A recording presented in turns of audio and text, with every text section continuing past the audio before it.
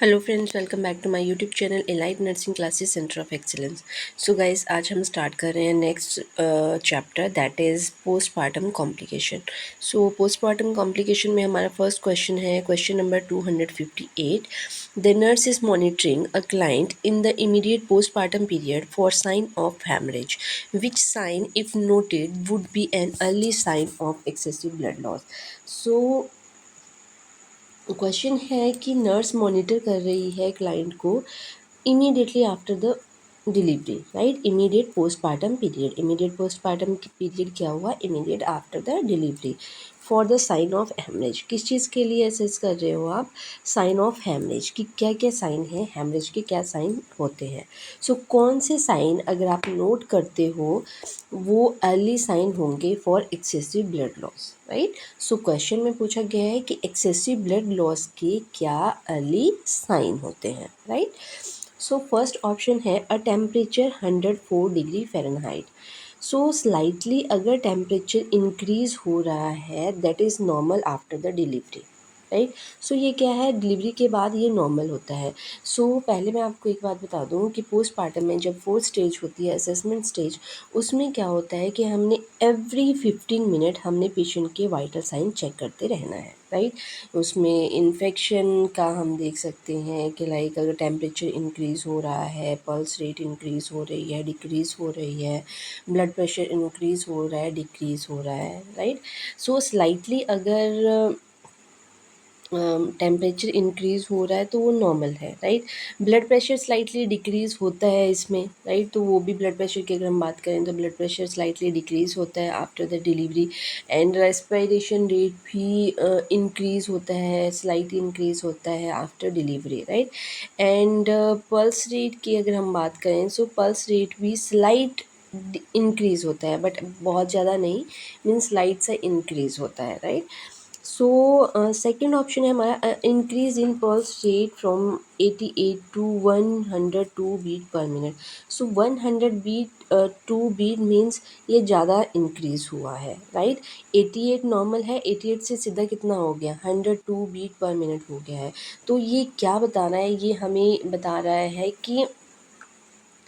कि ये साइन है एक्सेसिव ब्लड लॉस का, क्योंकि हार्ट पंप करता है फास्टर आफ्टर डिलीवरी, क्योंकि हार्ट ने क्या करना होता है? कंपनसेट करना होता है रिड्यूस ब्लड वॉल्यूम को, राइट। कि जो ब्लड वॉल्यूम रिड्यूस हुई है उसको कंपनसेट करने के लिए क्या करेगा? हार्ट पंप करना स्टार्ट कर देगा, फास्टर पंप करना स्टार्ट कर देगा। अगर पल्स रेट फिर इंक्रीज आ रही है, दैट मीन्स वो हैमरेज का साइन है, right. So third one is a blood pressure change from 130 by 88 to 124 by 80 mm of Hg. So मैंने बोला कि स्लाइट अगर ब्लड प्रेशर डिक्रीज होना, it's normal. So fourth one is an increase in the respiratory rate from 18 to 22 beat per minute. So जो respiratory rate है वो भी slightly increase होता है, right. So our correct option is option number 2, कि अगर pulse rate increase हो रहा है, दैट मीन्स कि हार्ट कंपनसेट करना स्टार्ट कर रहा है, जो ब्लड वॉल्यूम लॉस हुआ है उसको कंपनसेट करने के लिए जो हार्ट है वो वर्क करना स्टार्ट कर दिया है, right. So second one is the correct option. So next question is question number 259। The nurse is preparing a list of self-care instruction for a postpartum client who was diagnosed with mastitis. Which instruction should be included on the list? Select all that apply. So mastitis से question पूछा गया है, important question है ये भी। जो मैंने last question करवाया है हेमरेज का, वो भी इम्पॉर्टेंट क्वेश्चन है। एंड अब यहाँ से हमसे पूछा गया है मेस्टाइटिस से।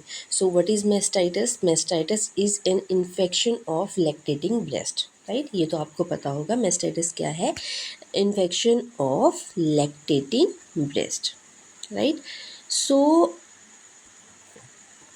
क्वेश्चन है कि आप प्रिपेयर कर रहे हो list of self care instruction, कि सेल्फ केयर इंस्ट्रक्शन की आप लिस्ट आप प्रिपेयर कर रहे हो पोस्टपार्टम क्लाइंट के लिए जिसको डायग्नोज किया गया है मेस्टाइटिस से, राइट। सो उसको आप बता रहे हो कि आप सेल्फ केयर कैसे कैसे कर सकते हो, क्या क्या इंस्ट्रक्शन आपने देनी है उनको, वो आप अपने लिस्ट बनाई है। सो कौन सी इंस्ट्रक्शन आपने इंक्लूड करनी है अपनी लिस्ट में, right? Select all that apply. So mastitis, as I told you, mastitis is an infection of the lactating breast. so इसमें हम क्लाइंट को क्या इंस्ट्रक्शन देते हैं, लाइक इसमें क्या इंस्ट्रक्शन देंगे हम कि क्लाइंट को हम इंस्ट्रक्ट करेंगे कि अगर एक्यूट फेस है, राइट, सो हमने उस टाइम पे रेस्ट करना है, resting during the acute phase and maintaining a fluid intake of at least 3000 ml per day, right. So अगर एक्यूट है तो क्या करना है, सबसे पहले रेस्टिंग, रेस्ट के लिए हमने बोलना है, एंड फ्लूइड इनटेक कितना होना चाहिए, 3 लीटर पर डे, राइट, अगर कॉन्ट्रा इंडिकेटेड नहीं है तो। एंड एनाल्जेसिक भी हम दे सकते हैं इसमें to reduce the pain, discomfort को रिलीव करने के लिए। एंड एंटीबायोटिक्स में एंटीबायोटिक्स भी हम स्टार्ट कर सकते हैं, राइट, अगर डॉक्टर ने प्रिस्क्राइब किया तो हम एंटीबायोटिक्स स्टार्ट करेंगे। बट एंटीबायोटिक्स का हमने ये बोला है कि आपने एंटीबायोटिक्स का आपने फुल कोर्स करना है, राइट, फुल कोर्स करना है, इन बिटवीन आपने एंटीबायोटिक्स को नहीं छोड़ना है, राइट, कि अगर आपको थोड़ा सा इम्प्रूवमेंट लग रही है मेस्टाइटिस में, ऐसा नहीं है कि थोड़ी सी आपको इम्प्रूवमेंट लग रही है और आप वहीं पे स्टॉप कर दोगे, राइट। सो आपने फुल कोर्स इसका आपने एनाल्जेसिक का लेना है, राइट। और हम इसमें क्या बोलेंगे कि आप मॉइस्ट हीट और आइस पैक आप यूज़ कर सकते हो, स्पोर्टी ब्रा यूज़ कर सकते हो, स्पोर्टी ब्रा आपने वियर करनी है, कॉन्टिन्यू डिकम्प्रेशन आपने यूज़ करना है of the breast by breast feeding और ब्रेस्ट पंप से, राइट, वो इम्पॉर्टेंट चीज़ है क्योंकि हमने ब्रेस्ट को एम्प्टी रखना है सो दैट एब्सेस फॉर्मेशन ना हो, राइट। सो चलते हैं ऑप्शन की तरफ। सो हमारा फर्स्ट ऑप्शन है, first one is a wear a sporty bra. Sporty bra वो हमने लास्ट क्लास में भी पढ़ा था कि स्पोर्टी ब्रा हमने बोलना है पहनने के लिए। Rest during the acute phase, ये भी ठीक है। मेंटेन अ फ्लूइड इनटेक, ये भी ठीक है, हमने फ्लूइड इनटेक मेंटेन रखना है। Continue to breast feed if the breast are not too sore, right, अगर बहुत ज़्यादा सोरनेस नहीं है देन ब्रेस्ट फीड को हमने कंटिन्यू रखना है। अगर बहुत ही ज़्यादा सोरनेस है then what we have to do, हमने क्या करना है, ब्रेस्ट पंप से हमने एम्प्टी करना है ब्रेस्ट को, अदरवाइज एम्प्टी नहीं करेंगे तो उसकी वजह से क्या होगा, एब्सेस फॉर्मेशन और ज़्यादा हो जाएगी, right. Fifth one is take the prescribed antibiotics until the soreness subside. अब इसमें हमें बोला गया है कि जो प्रिस्क्राइब्ड एंटीबायोटिक्स हैं आपने तब तक लेनी है जब तक सोरनेस सबसाइड नहीं होती है। बट नहीं, हमने ये चीज़ नहीं बोलनी है, हमने उनको बोलना है कि आपने एंटीबायोटिक्स का आपने फुल कोर्स करना है। इधर आपकी जो सोरनेस है वो आपकी कम हो रही है, ज़्यादा हो रही है, तो डॉक्टर आपको अदर मेडिसिन आपको प्रिस्क्राइब कर सकते हैं, अदर ट्रीटमेंट आपको प्रोवाइड कर सकते हैं। बट अगर सोरनेस आपकी डिक्रीज़ हो गई है फिर भी आपका जितना कोर्स आपको बोला गया है वो कोर्स आपने कंप्लीट करना है, right. So next is avoid decompression of the breast by the breast feeding और ब्रेस्ट पम्प। सो ये this is the incorrect, as I told you कि हमने ब्रेस्ट को क्या करना है, एम्प्टी करना है, राइट। सो एम्प्टी, अगर सोरनेस कम है तो हम ब्रेस्ट फीड करवा सकते हैं, अगर ज़्यादा है तो ब्रेस्ट पम्प के थ्रू हम ब्रेस्ट को एम्प्टी कर सकते हैं, right. So next question is, so इसमें हमारे करेक्ट ऑप्शन कौन कौन से हुए, option number 1, option number 2, option number 3, right, and option number 4 also, right, continue to breastfeed if the breasts are not too sore, right. So next question is question number 260. The nurse is providing instruction about measure to prevent postpartum mastitis to a client who is breastfeeding her newborn. Which client statement would indicate a need for further instruction? So again mastitis से question है।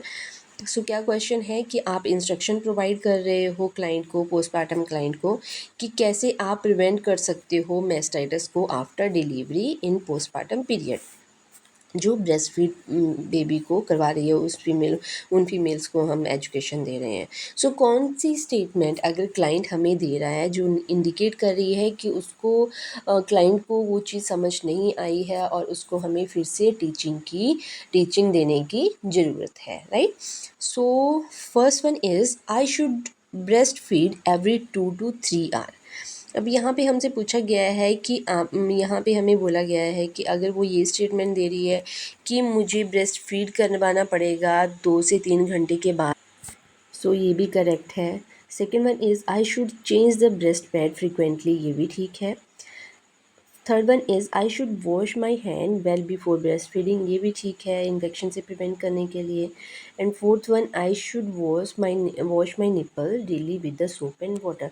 So guys, मैंने आपको last class में भी बोला है कि nipple को और ब्रेस्ट को सोप में हमने सोप यूज़ नहीं करना है, right, because it may cause dryness. So dryness ये कॉज कर रहा है, ऑलरेडी पेशेंट को मेस्टाइटिस है, सो मेस्टाइटिस से हम कैसे प्रिवेंट कर सकते हैं कि हमने वहाँ पे सोप अप्लाई नहीं करना है, बिकॉज सोप क्या करेगा, ड्राइनेस करेगा, राइट। सो अगर पेशेंट अगर ये स्टेटमेंट दे रहा है, दैट मीन्स उसको फर्दर टीचिंग की ज़रूरत है, right. So next question is question number 261. Superficial venous thrombosis. Which sign should the nurse note if superficial venous thrombosis were present? So question है कि postpartum nurse आई थिंक ये आपको समझ आ गया हो, postpartum वर्ड आफ्टर डिलीवरी क्या कर रही है, नर्स असेस कर रही है क्लाइंट को जिसने हेल्दी इन्फेंट को डिलीवर किया है बाय सिजेरियन सेक्शन। सो उसमें हम क्या असेस कर रहे हैं, for the sign and symptom of superficial venous thrombosis, right. So superficial venous thrombosis हमसे पूछा गया है कि सुपरफिशियल वेनस थ्रोम्बोसिस हमने असेस कर रहे हैं। सो कौन से साइन नर्स ने नोट करने हैं अगर सुपरफिशियल वेनस थ्रोम्बोसिस पेशेंट में प्रेजेंट है। सो सुपरफिशियल वेनस थ्रोम्बोसिस की असेसमेंट हम क्या करेंगे क्लाइंट में, राइट। तो सुपरफिशियल वेनस थ्रोम्बोसिस में क्या आते हैं साइन एंड सिम्टम जो है वो इन्फ्लेमेशन, इसमें क्या होगा, इन्फ्लेमेशन के जो साइन है वो इसमें इंक्लूड होंगे, राइट। सो इसमें कौन कौन से साइंस इंक्लूड होंगे, स्वेलिंग होगी, राइट, स्वेलिंग, रेडनेस होगी, टेंडरनेस होगी। थ्रोम्बोसिस फॉर्मेशन हो रही है तो उसकी वजह से क्या होगा, टेंडरनेस होगी। एंड जो एक्सट्रीमिटी अफेक्टेड होगी वो क्या होगी, वार्म एक्सट्रीमिटी होगी, राइट। जो एक्सट्रीमिटी इन्वॉल्व होगी वो क्या होंगी, वार्म होंगी, राइट।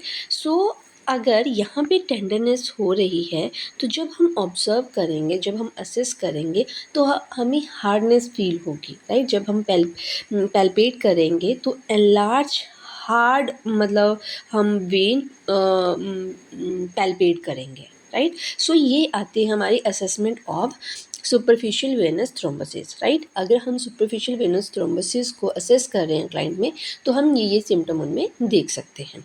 तो चलते हैं ऑप्शन की तरफ। First option is paleness of the calf muscle. So paleness इसमें नहीं होगी। Second one is the coolness of the calf area. So coolness तो नहीं होगा, राइट। इन्फ्लेमेशन हो रही है, राइट, तो उसकी वजह से क्या होगा, वार्मथ होगा, right. So enlarge harden vein, yes, hardness होगी बिकॉज जो वेन है, अफेक्टेड वेन है वो टेंडर्ड होंगी, right. Palpable dorsalis pedis pulse. So ये तो नॉर्मल फाइंडिंग है, सो ये क्या है, ये इनकरेक्ट है। सो हमारा करेक्ट आंसर क्या है, option number 3। So next question है question number 262. A client in a postpartum unit complained of sudden sharp chest pain and dyspnea. The nurse note that the client is tachycardia and the respiratory rate is elevated. The nurse suspect a pulmonary embolism, which should be the initial nursing action. So client postpartum unit में है, right. वो complain कर रहा है कि उसको suddenly patient को sharp chest pain हो रही है। एकदम से क्या हुआ, पेशेंट को शार्प पेन होना स्टार्ट हो गई है उसकी चेस्ट में। एंड साथ में क्या हो रहा है, डिज़निया हो रहा है, डिफ़िकल्टी इन ब्रीदिंग पर्सन को हो रहा है। सो नर्स ने नोट किया कि पेशेंट को टेकिकार्डिया भी है, राइट, जो हार्ट रेट है वो इंक्रीज़ हो रहा है एंड रेस्पिरेटरी रेट भी एलिवेट हो रहा है, राइट। सो टैकीकार्डिया भी हो रहा है एंड टैकीपीनिया भी हो रहा है, राइट।